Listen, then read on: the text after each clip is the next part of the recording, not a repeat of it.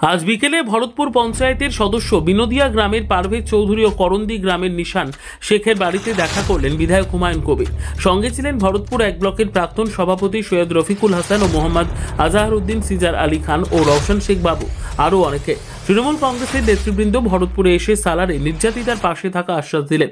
নির্যাতিতার পরিবারের কথা শুনে দ্রুত অন্যায়ের দাবি জানান তিনি। তালিকপুরে যে পূর্ব গ্রামের যে একটা বাচ্চা আমাদের মেয়ের তুল্য, তাকে রেপ করা হয়েছে, সেই কেসে 5 জনকে অ্যাকিউজড হিসাবে এফআইআর নেম আছে, 2 জন অ্যারেস্ট হয়েছে, আরও 3 জন অ্যাকিউজড এখনও অ্যারেস্ট হয়নি।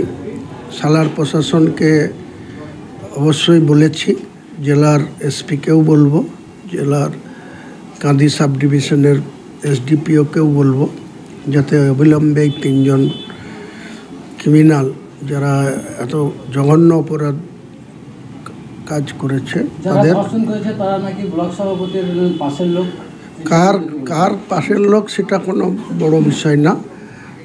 ক্রিমিনাল অ্যাক্টিভিটির যে করবে, যে কোনো জঘন্য কাজের সঙ্গে যুক্ত হয়ে পড়বে, আইন মোতাবেক পুলিশ প্রশাসন তার বিরুদ্ধে পদক্ষেপ করবে। কার লোক সেটা আমার কাছে কোনো বিচার বিষয় নয়, কারণ